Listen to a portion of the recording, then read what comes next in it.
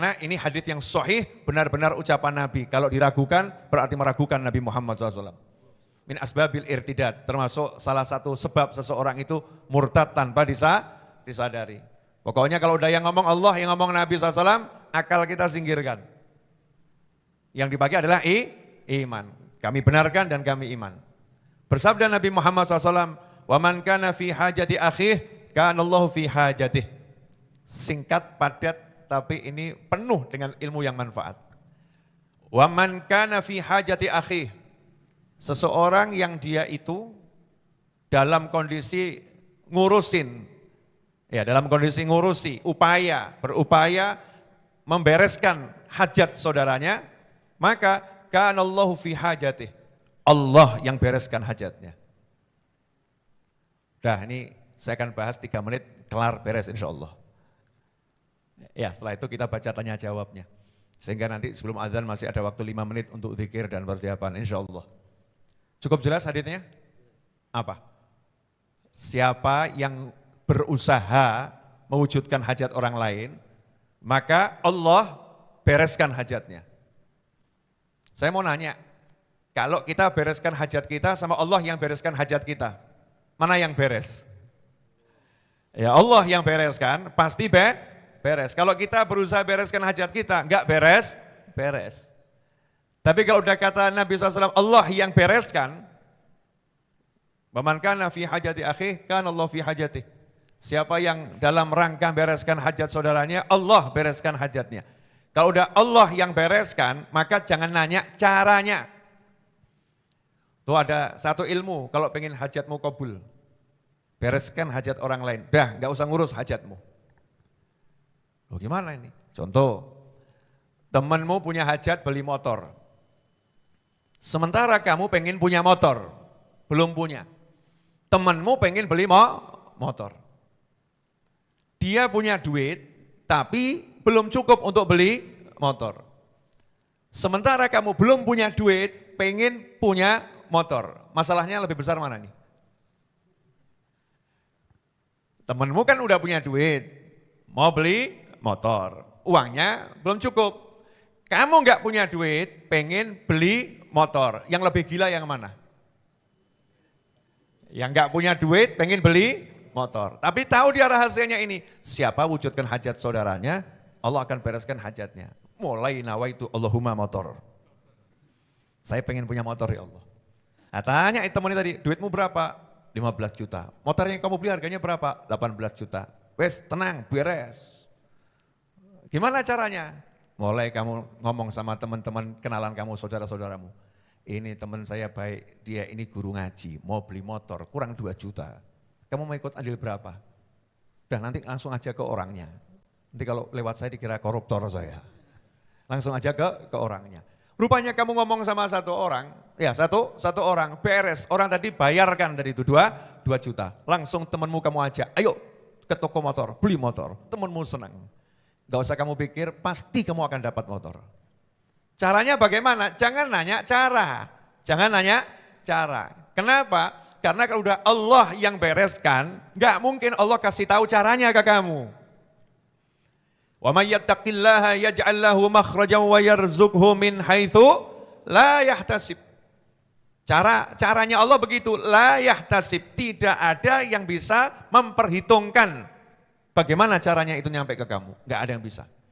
Jadi nanti sifatnya surprise. Satu, jangan nanya. Yang kedua, jangan dipikir, kok enggak dapat motornya ya. Itu batal by system itu. Kenapa? Karena meragukan janjinya Nabi Muhammad SAW. Enggak boleh ragu sama Nabi. Kalau mesti ngomong kok enggak kabul-kabul ya, kok enggak wujud-wujud, berarti meragukan Nabi Muhammad SAW. Meragukan Nabi berarti meragukan Allah Subhanahu wa ta'ala. Itu batal by system. Syaratnya tidak boleh ragu. Orang ragu enggak akan nanya. Orang ragu pasti banyak nanya. Orang yakin enggak akan nanya. Dan enggak usah mikir, lanjutkan kehidupan. Kalau waktunya ngajar ya ngajar, waktunya belajar ya belajar, waktunya kerja ya kerja. Nanti ada banyak hal yang Allah lakukan untuk kita. Caranya sederhana itu. Jadi kok misalnya ada Orang mau beli mobil, ya, kamu pengen punya motor, nah hajatmu lebih kecil dibandingin hajatnya dia. Ini saya anggap hajat dunia semua dulu ya. Karena kebanyakan sekarang ini hajatnya dunia sih. Kamu mau beli motor, temanmu mau beli mobil, dia mau ke showroom, butuh ditemenin. Sementara di jam yang sama, kamu itu lagi senang melakukan suatu kegiatan yang kamu sukai, misalnya lagi olahraga, main bulu tangkis. Temanmu bilang, temenin dong ke showroom, saya mau beli mobil, gak ada yang nemenin. Langsung kamu pasang niat, saya akan bantu dia mewujudkan hajatnya beli mobil. Modal murah, ngancani untuk motor. Ini kan dalam rangka mewujudkan hajat saudaranya nih, nemenin nih. Ya, bisanya nemenin ya nemenin. Karena nemenin itu nilainya bukan kecil, unlimited, besarnya luar biasa.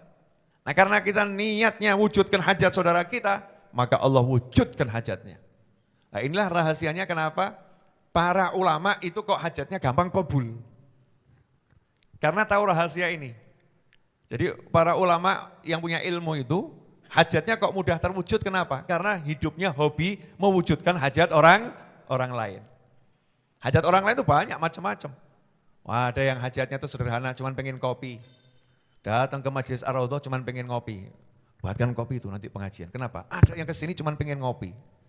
Ya, saya buatkan kopi tapi saya pasang hajat yang lain. Masa mintanya dibalas kopi kan ya kurang asik gitu. Ya, mintanya yang besar.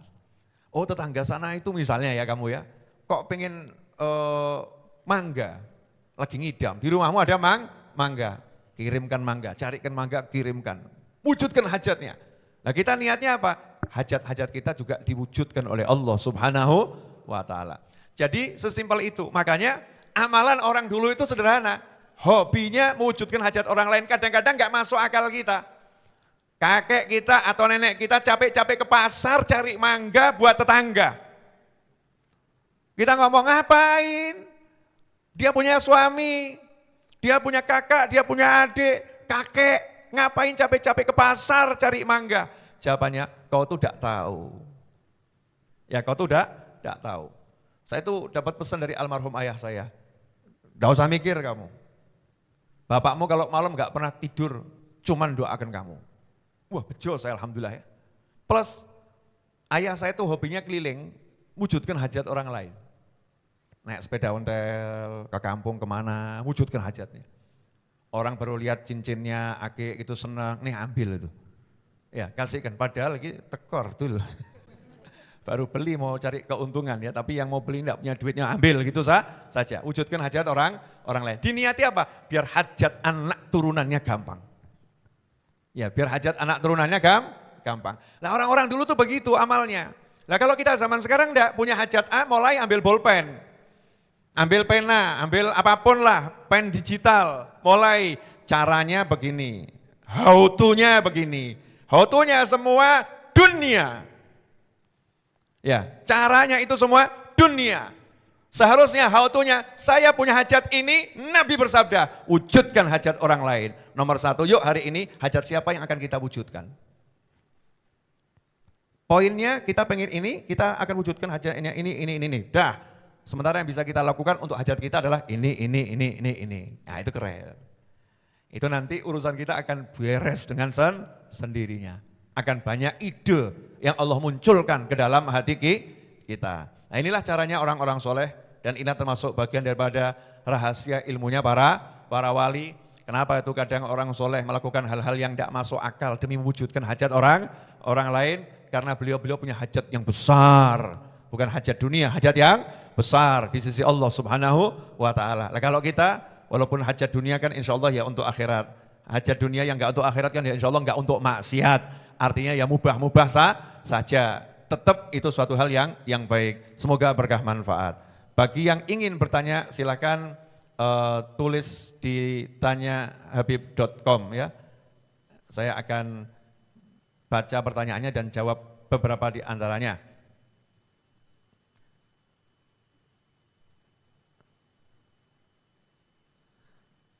Habib, saya ini pengen berbagi ilmu. Tapi kalau pas ngumpul, kenapa kok susah ngeluarkan ya? Gimana caranya? Apa ada doa khusus? Ya kalau doa Banyak doa, ya doa banyak. Ya doanya silahkan dipelajari sendiri, tapi saya mau kasih caranya. Ya, boleh saya kasih caranya. Ini kadang-kadang yang udah belajar sampai S1, S2, S3 ngomong susah. Nyantri 15 tahun ngomong susah. Karena ngomong itu ya ada bakatnya masing-masing. Tapi kan kita disuruh tablighu anni walau ayah, suruh nyampaikan. Maka kita harus belajar. Jangan ngomong, wah saya enggak berbakat. Mau disuruh sama Nabi kok sampaikan kok. Nabi SAW memerintahkan ya, balighu anni walau ayah. Apalagi punya banyak hal, ya harus belajar. Kalau enggak berbakat, ya belajar. Caranya bagaimana? Sederhana. Kamu biasa enggak ngobrol sama temanmu? Biasa. Kalau ngomong sama teman itu lancar. Kalau depan orang, enggak bisa ngomong saya. Nah itu masalahnya. Karena kamu tidak menganggap mereka temanmu. Iya, orang-orang itu enggak dianggap teman. Jadikan semua orang itu teman, jadi sama aja seperti ngobrol. 2.000 orang jadikan 1 orang, 10.000 orang jadikan 1 orang. Saya lagi ngobrol sama teman saya, selesai. Ngomong aja. Oh temennya enggak ada, kalau temanmu enggak ada kadang kamu ngomong sendiri juga kok. Nanti kalau dia ada saya akan ngomong begini, di kepala ini ya. Betul kan? Ngomong begini. Lisan kan cuma terjemahanul qalb. Lisan ini kan penerjemah hati. Jadi kalau pengen bisa lancar, jangan punya rasa saya mau ceramah, wah itu berat itu. Saya mau ngajar, berat. Saya mau ngobrol sama teman saya, selesai. Itu nanti pasti insya Allah mengalir lebih lancar.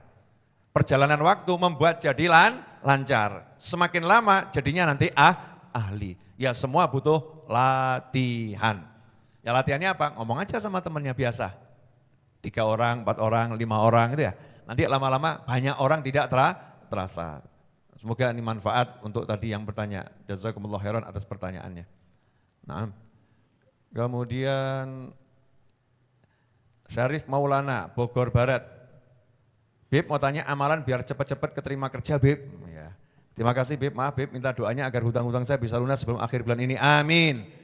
Sama-sama doa, ini sama-sama banyak utang soalnya. Ya sama-sama doa. Cuman jangan khawatir, orang punya hutang itu banyak. Yang jadi masalah itu banyak orang yang khawatir ketika punya hutang. Selama hutang kita ini benar karena Allah Ta'ala, benar caranya dan niatnya benar, jangan khawatir. Udah dijanjikan, siapa berhutang dengan niat untuk membayar, maka Allah yang melunaskan hutangnya. Jadi kata kuncinya itu, niat bayar enggak itu. Kalau niat bayar dibuktikan, ada upaya untuk membayar. Misalnya nyisihkan, nabung ya, dapat berapa, distorkan, diserahkan. Nanti insya Allah hutangnya cepat lunas. Nah, ini ada pertanyaan tadi, gimana doa caranya ya, biar cepat keterima kerja. Saya kasih cara yang lebih bagus. Jangan berpikir untuk jadi pekerja alias karyawan. Kenapa enggak berpikir jadi bos sekalian? Ya, jangan nunggu diberi pekerjaan, tapi mulailah minta sama Allah dikasih ide agar punya kerjaan. Jadi mulai yang bisa dilakukan. Jangan nunggu yang enggak ada, yang bisa dilakukan apa. Itu pernah ada yang dengar ceramah saya seperti ini, akhirnya dia keluar dari rumah, jalan minta petunjuk sama Allah. Keluar dari rumahnya kok lihat ada rumah ini mau dijual, hubungi nomor sekian. Sama dia diiklankan itu di koran, diganti nomornya dia. Nah setelah itu ada yang hubungi dia, dia. Sama dia dikatakan, saya hanya maklar, ya rumahnya ada di sana, silahkan hubungi sendiri, nanti kalau jadi mau kasih saya boleh, enggak kasih saya boleh. Masya Allah, iya disambungkan begitu. Akhirnya apa? Jadi dan alhamdulillah komisinya lebih banyak daripada orang minta komisi. Karena dia jujur. Akhirnya dia datang ke sini naik kereta api dari Bekasi naik kereta api. Ya terus datang ke sini nyerahkan duit ke saya itu 1 juta atau 2 juta saya lupa zaman dulu ya. Dan mengatakan Bib ini dulu saya nadar kalau sampai saya menghasilkan uang dari kerja saya ini saya akan kasih Habib sekian. Terus kamu tidur di mana? Tidur di emperannya stasiun katanya. Oh enggak boleh tidur di sini. Ya tidur di sini nanti kalau udah waktunya pulang kamu pulang. Semangatnya kerja luar biasa. Akhirnya dikasih rezeki sama Allah Subhanahu wa taala. Lah, masalahnya sistem pendidikan kita saat ini adalah sistem pendidikan yang meng-create tenaga kerja.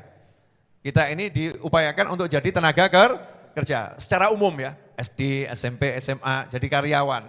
Nah, kita belum berpikir gimana caranya jadi bos, ya, caranya jadi menciptakan lapangan kerja. Karena itu setiap yang lulus rata-rata cari kerja. Bukan membuka lapangan kerja. Saya berharap nanti generasi ke depan itu begitu lulus, dia udah punya perusahaan. Dia yang cari tenaga kerja. Itu baru Indonesia lebih keren insya Allah. Alhamdulillah, jazakumullah khairan. Satu pertanyaan lagi, kemudian kelar. Sudah kajian ngaos pada sore hari ini insya Allah.